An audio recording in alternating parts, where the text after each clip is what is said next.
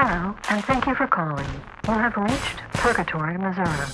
Please hold for Hunter Lowry's interview with Julia Albert. You were part of this crazy little production that we did of Purgatory, Missouri. Yes. And you had rather one of the most dramatic parts.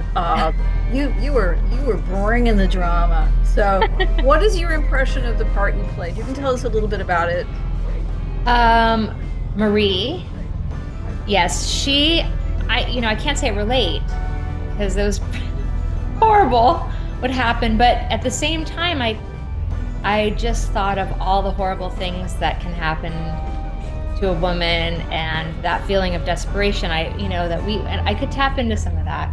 And I did get myself pretty worked up to do that part.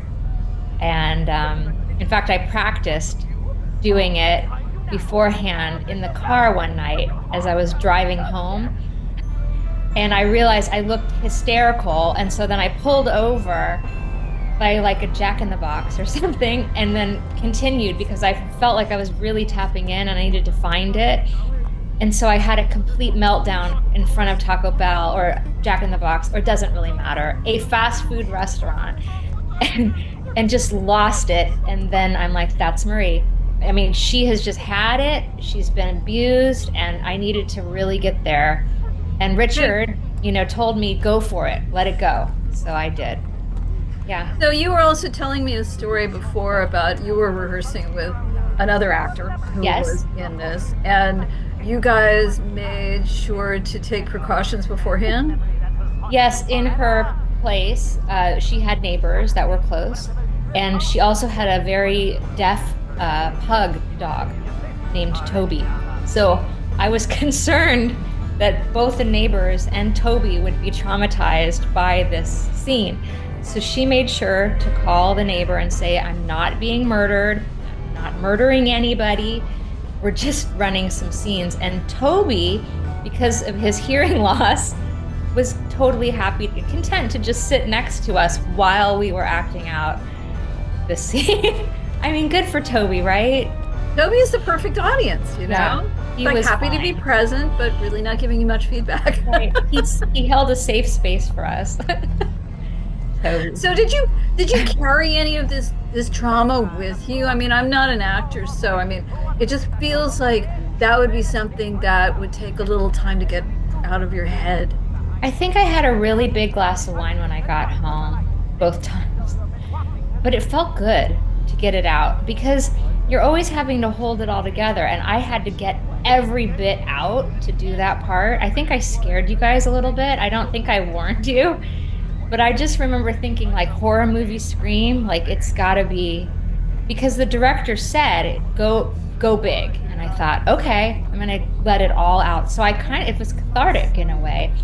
Well, that's awesome. I was worried that we traumatized you, but actually we released you. And of course, Oh, Richard is our director, and yes. Richard knows what he's doing, so we all Yes. trust him implicitly. He does, and it gave me the excuse to be insane, which it's in there anyway. So Well, that's like when you had me do like the nurse, I'm like, this sounds like a professional person that has her act together. That was harder in a way. Maybe I should have sat outside of Taco Bell and pretended to be the nurse, because then I could have tapped into the professional, calm, to collect person.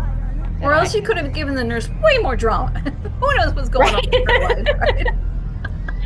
Right, Marie and the nurse merge, and somehow she's still employable. I don't know. Hey, it's purgatory. Anything can happen. Right. So you are a musician, Yes. and so part of this, I think, may resonate more with you than with a lot of people. But how do you think? What do you think about the dovetailing of the music and Ugh. the drama? It's my favorite. I love your guys' music. First of all, I'm a fan first, so I was so honored to be able to be a part of this, because I love the dark Americana that you guys do together, and Stuart Pearson's music for years and years. I've been a fan. So I didn't really know how it was gonna work. I love how the music really brings you to a new place when you're transitioning in the story, and you just want to re-listen and re-listen. and it gives a whole other element. It does kind of add to the mood. It kind of puts you in a different headspace. Completely. And you can listen to the music on its own and you get in a mood because it's so dark and interesting. And you can listen to the play on its own, but putting them together, it's a masterpiece. I loved it. Now we explore some peculiar areas of thought in this, and there's a lot of kind of spooky, creepy weirdness going on. So we like to ask everybody who was part of it, have they ever experienced anything like that in their own life? I believe in all of that. When I was small, I used to have a recurring dream that was sound. It was mostly sound, and it looks like a tangle of chords and almost like a pulsing sound. Like it sounded like a heartbeat and a drone, kind of like the stuff that's going on under the Purgatory. Like in the background, you guys have all that sound. I kind of had that in my dream. So when you have Blanca going in and out, I kind of thought about that because it was a recurring dream, like a nightmare, but a nightmare without picture or without event. It was just this throbbing, and these chords and this like a red color, like blood kind of. And it was scary, and I would dream it and I would wake up really upset, but I couldn't explain it to my parents. They were like, okay, so you had a dream about red, like nobody validated that. And I don't have the dream anymore, but I did regularly have it. I gotta tell you this, the interview is not about me, but it freaked me out when you told me about that because as a child, I had an extremely similar recurring dream. I just got chills. Really? With a tangle? It was like a tangle of stuff, but I pictured it like as a tumbleweed, a jumble of things rolling towards me from like infinity towards me. And I heard it, and there was the red glow. Oh my God. I heard a voice saying ominously, uh-huh, uh-huh. Has that gotten in your music? Uh-huh.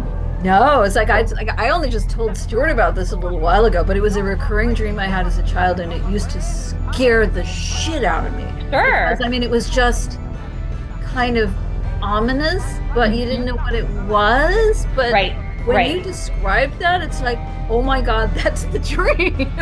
I wonder if it's a womb thing, because we had it when we were younger. Like, is it that's the scariest damn womb I ever heard of? So I'm hoping that was not an evil womb.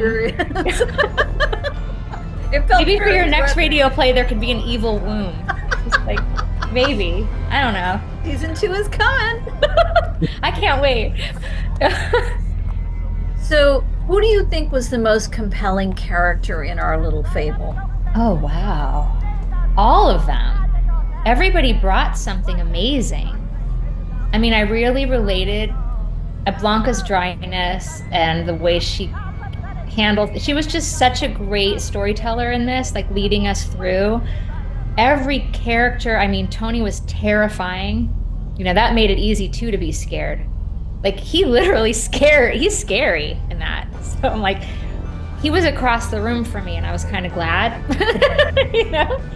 kind of, he's such a good actor. There's so much humor in there too. Compelling. I just loved it all. That's all we can ask for, right? I just loved it all because when it got scary, then it became funny. Like you never got too scared where you couldn't listen. There was the humor and then there was the music that you took a breath with the music and went in a deeper hole and traveled to a new place with it. I just found it fantastic. Thank you for being with us and taking out part of your morning. Thank you so much. Have a great day. You too.